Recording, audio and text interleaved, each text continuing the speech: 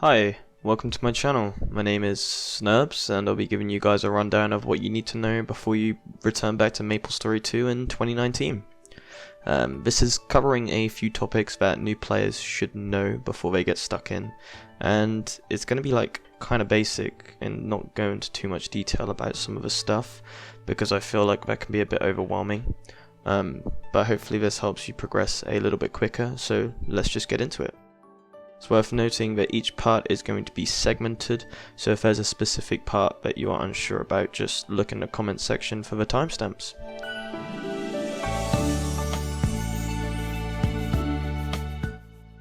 As of right now, there's a burning event going on in Maplestory 2. This means for every level you gain, you get 2 more added on up until level 60. This is by far the quickest way to level up your new character or maybe an alternative character. However, it's only for a limited time, so do it quick and reap the rewards.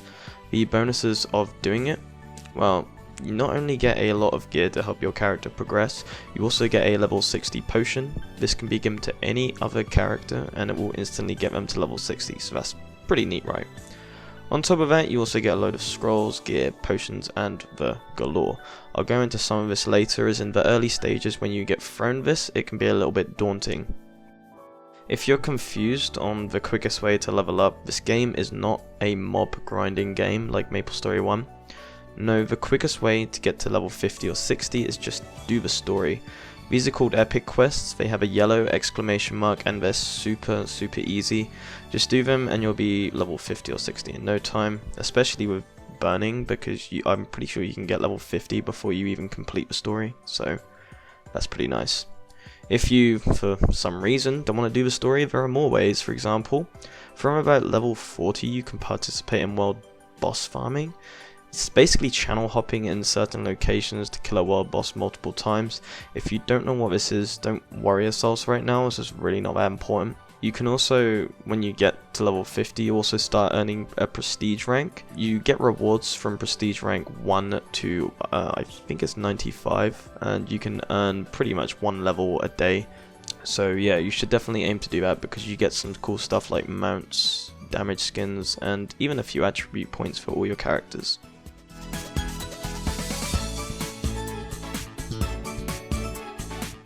Now Maplestory 2 is getting a big overhaul in the next few days with the Critias expansion. It adds new skills, level 70 content, and a hell of a lot more.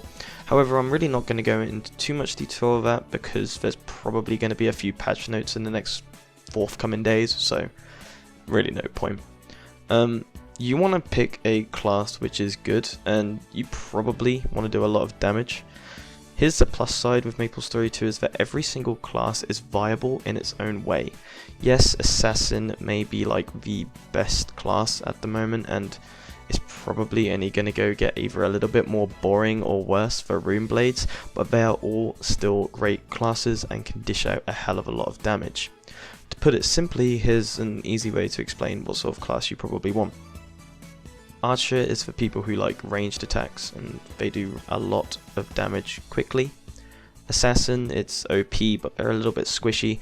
It's super versatile though and it's really fun to play. Berserker is just melee OP damage. If you like to spin, then just choose this class. It's often referred to in EU especially is called the Monkey Zerker just because it's just absolutely crazy. Heavy Gunner is like a mid-tier class, but the new update brings them some new awesome skills which can be added into their rotation of attacks. Definitely try this one out if you get the chance. Knights are really powerful and have some great party utilities, good fun, and they're really a good starting class, so if you're brand new to the game, this is something that you should pick. Priests are the king of healing and super easy to level. They also have really fun and cool attacks later in the game. Again, this is a great starting class just because of how easy they are to level. Rune Blades are an interesting class and have some great mechanics. They might seem hard to learn at first, but once you get into the end game, their playstyle gets a lot easier. Soulbinders are pretty much the Billie Eilish of Maplestory 2. Jokes aside, they're a really fun class, can deal out a hell of a lot of damage and are a good mix of support / DPS. Thieves have 2 main playstyles. You got Poison or Shadow. Each playstyle is great to use and can be changed around to fit the situation that you're in. Once you try, it's definitely one to try once you're used to the game, as sometimes it can be a little bit hard to micromanage. Wizards are, on the topic of micromanaging, wizards are the king of being micromanaged. If you like having to press a lot of keys to output some serious damage, then this class is for you. Strikers are the punching and kicking masters. They get some serious high buffs and some awesome new attacks with the new update. Each class does have its own skill set, playstyle and more. I can't go into detail with them as pretty much some of them are going to change soon. However, if there's something that people would want, then I can try and go into a little bit of detail per class.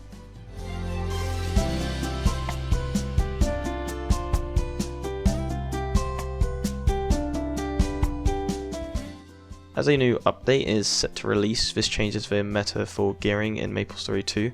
Originally you had 3 legendary sets. You've got Behemoth, Enigma and Dark Vanguard. Each class respectively chose one of these that suited them based on their bonus stats and potential. You would then work towards the much better but harder to get Ascendant gear from Blackshard Nexus. If you don't know what that is, just honestly don't worry about it right now.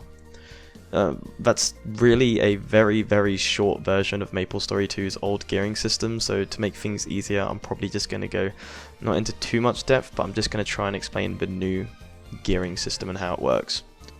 For those of you that have already got a legendary gear set from the previous Awakening expansion, have no fear, you can turn this into a wonderfully enchanted piece of gear to a scroll to make your new epic set just that bit stronger. If you don't have any legendary sets, don't worry, all players who are level 70 will receive a box which has some basic equipment in so you can experience all the new content. Maplestory 2 has quite a linear structure when it comes to gearing, but this latest expansion made things a little bit different. It actually reminded me of when the game first released, the Sky Fortress update, but you'll sort of see. Critias has 3 factions, well they're returning factions but rebranded to a new name, aka Critias versions. These 3 will give you weekly and daily missions to get your reputation up. Again, if you don't know what this means, don't worry, it will all get explained to you in the game. Once you get enough reputation with each faction, you can use the coins that you earn, these are earned from the daily and weekly missions, to buy your first new pieces of armor. These would be the hat, boots and gloves. You'll then need to enchant, this is something I'm going to cover next, these all the way up to probably plus 10, and then you can start to work from the top, bottom and the weapon. These are earned from the new hard dungeons. Again, this is another topic I'm now about to cover. There are 2 different epic grade sets, pretty much just pick whichever one you want. Once you've picked a set, you must stick with it though and collect all the other pieces of the same set, otherwise it just won't work. To be honest, there's really not much of a difference apart from if you collect all 5 of one. I can't remember the name of it, but you get 5% movement speed and the other is 20% ground mount speed. Who the hell cares, just pick whichever one is cooler. You'll then work towards the legendary grade equipment which is earned through your factions and chaos raids. The chaos raids are yet to be shown, but basically I'll explain all that sort of later.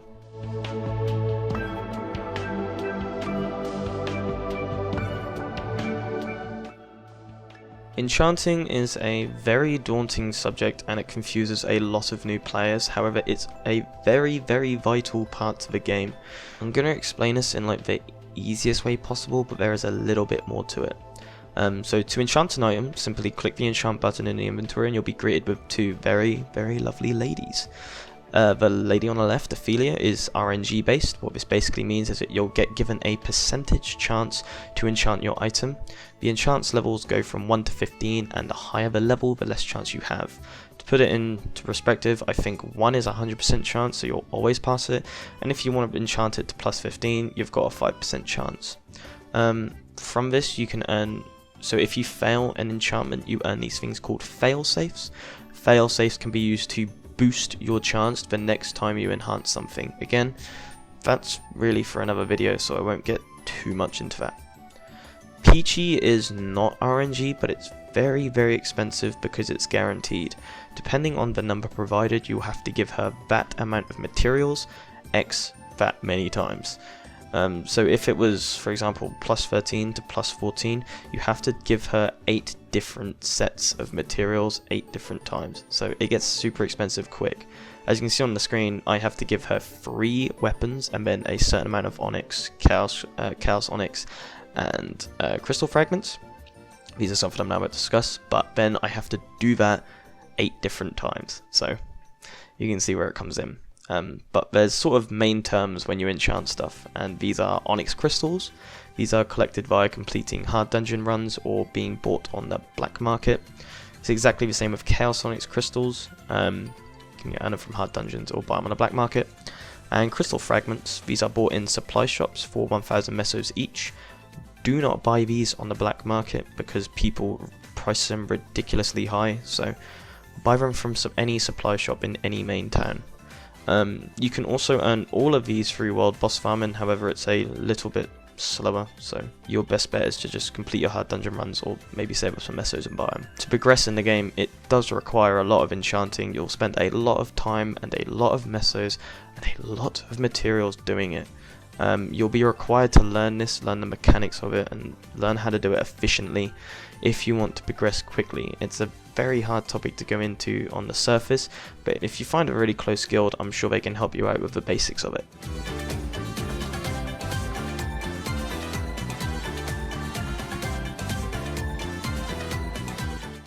You might be confused when you get a lovely new piece of equipment and see a bright purple line on your new piece of epic gear. You might think it's amazing, and for the most part, I'm sure it is. Unfortunately, Maplestory 2 relies heavily on 2, maybe 4 different gear lines, but I'm going to focus on the 2 really important ones. Just for a record, the other 2 is attack speed, which is important for Runeblades, Thieves, and maybe some other classes, and the other one is critical damage. I'm not going to go into them because they're more class specific, so yeah. The first main stat you want to focus on getting is called piercing. It basically calculates the percentage of an enemy's defense you're going to ignore with your attacks. On paper this doesn't sound too important, but is quite possibly the highest factor to getting your DPS higher. You can quote unquote roll this stat on your earrings, belt, rings, necklace and cape. For endgame content, you're going to want to aim for the very least 20% piercing overall, but 25 to 30% is a great start. I am going through these topics quite quickly. They are merely meant to be a starting point to assist you. If you need any extra help, I can make in-depth videos about each topic, as said. The other stat is damage to boss enemies, as in endgame the majority of your time is spent killing the various boss enemies of Maple World. As such, it would make sense to have this line. You can roll this line on all of your equipment, but you especially want it on your hat, top, legs and boots if possible. Of course you want it on your earrings, belts, etc. as well. Most players aim for this to be at least 25%. I reckon you can get away with 20 if you have nice piercing, but having it higher than 25% is really not a problem. It's also worth mentioning that if your class is a magic type build, such as priest, soulbinder or wizard, you'll want to have 15% magic piercing. This caps out at a certain amount, so leaving it at 15% is fine, and it's exactly the same with other classes, so pretty much any other classes you're going to want physical piercing. You can roll both of these stats on your gloves and weapons, and as long as you get it to about 15% you'll be fine. To check your overall numbers and stats, like overall, press P and click the Advanced tab.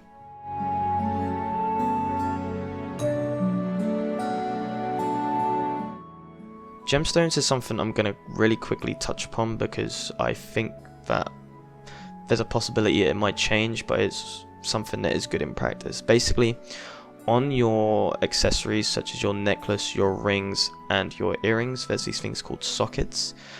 To unlock the sockets, you need to go to obviously the gemstone menu in the inventory, and you need an X amount of copies of that item to unlock each socket. Like I said, this is a very basic way of explaining it. Once you have unlocked a socket, you can put a gemstone in there, and gemstones basically increase a certain stat. For example, you'll hopefully remember this, but the main sort of build you're going to want to go with gemstones is your main stat, which, for example, if you're a priest is intelligence, or if you're a thief it's luck.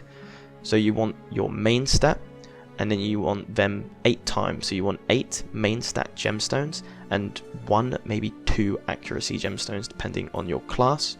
Again, this is it's probably worth mentioning this to someone in your guild, or someone that could probably help you out of it a little bit more, because each class may be a little bit different. But that's the basic overview of it. You definitely want to work towards them, because again, these account for a lot of your damage, and they really make a difference.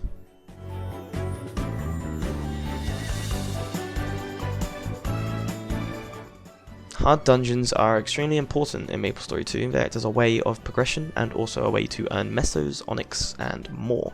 To put this the easiest way possible, you get 15 runs of any hard dungeon a day and 30 a week. It's that simple. From this you can earn certain rewards such as weapons and more, sometimes even lapenshares. Some hard dungeons are level 50, some are 60, and with the new update they will be 70. Choose what ones you want to run, as the amount is shared between 50, 60 and 70 dungeons. Currently there's no way to reset this, so if you run 30 dungeons that week, you can't get any more rewards from them. Just be careful.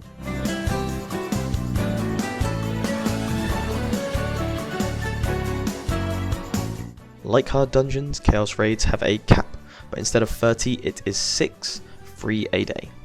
So Chaos Raids give some of the best rewards from legendary gear, lapenshares and more. They have a normal mode and a hard mode. Normal mode is for 6 players and hard is for 10. Most players opt to run hard mode due to the better rewards, but with the new update this could be changing due to the fact that some of the Chaos Raids are a lot harder than expected. It's worth noting that Chaos Raids and hard dungeons have a gear score requirement, and this is something I'm about to cover.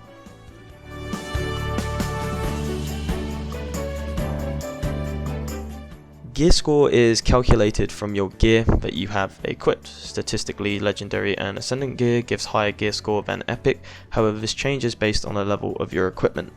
However, every time you enchant an item, a little bit extra gear score is added to it. So an unenchanted weapon may have, pulling a number out of my head, like 5,000 gear score, but a plus 15 enchanted weapon may give you 16,000 gear score in total. Gear score allows access to hard dungeons and chaos raids and is extremely important for progression. If you are stuck and don't know how to progress, you can either ask for help or look at the recommended gear on the hard dungeon or chaos raid. I'll show a picture of it now just so you know what you're looking for, and then work towards it through enchanting certain gear sets and more.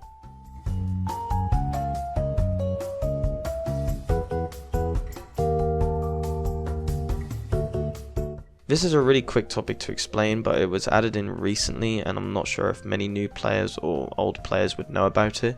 But if you haven't ever completed a dungeon before, or even a chaos raid, and you're kind of weak but you really need to get it done, you can click the get help button.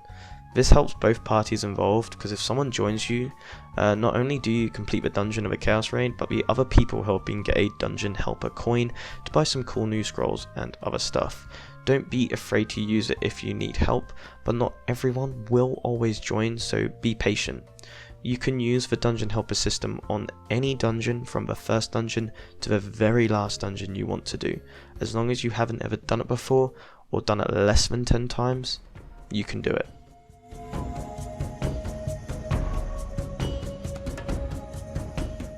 Pets account for about 20% of your overall damage output, so they are extremely important and are worth working on straight away. Pets come in 5 different grades now, but the important ones are only epic and legendary.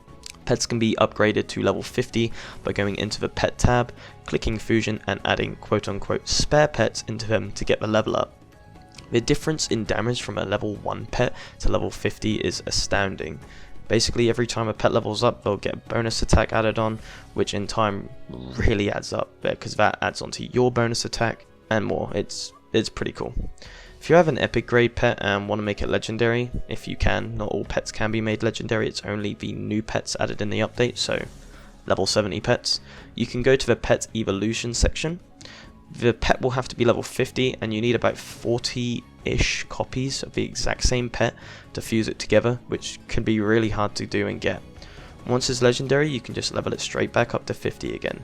The difference between epic and legendary pets is basically that a legendary pet gives you more bonus attack once it's fully leveled up to level 50, so it's definitely worth doing. This is a side note for people who have played the RGB dungeons. Again, if you don't know what they are, don't worry.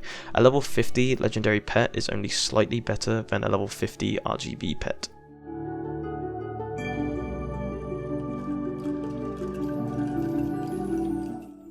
To sort of finish off this video, I know there's a few random things I haven't mentioned. I just wanted to mention that this is a very basic guide and really only lays the groundwork for new players. There are plenty of topics, plenty of guides online. This was more to sort of get you back into the swing of things and remind you of some stuff. The next content patch is expected on Wednesday, the 11th of December. If you're looking at this afterwards, the content patch has already been released. This will drastically change the meta of the game, and some things will change, but overall a lot of the meta will change. Lapenshares are an extremely important item. However, I have not gone into detail on these due to the sheer size of them, and I think that they deserve a video on their own. The Lapenshare meta is also set to change because, just to put this real quick, there's level 60 and level 70 Lapenshares that you get. If you have a level 70 Lapenshare, having a level 60 Lapenshares equipped will basically reduce its level. It's just like that. So the Lapenshares meta is set to change.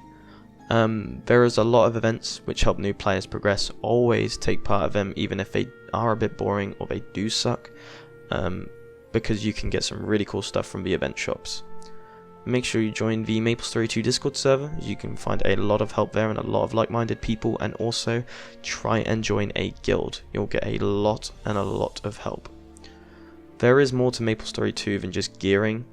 Have a go fishing, design a house, or make a lovely piece of music. Hang out with your friends, earn some trophies, do anything you want. There's more to this game than you think. I do hope this helped the new players a little bit, and I will try and push out a few new videos. It's just that I've got university, so it's really hard for me to do. So if there's anything you want some explaining, or have come back and you're like, well, what the hell, I can try and help. But like I said, this is a really basic guide. If you do need any help, you can give me a message on Discord at snurbs #6708, or if you're in the Europe server, just message my character snipping.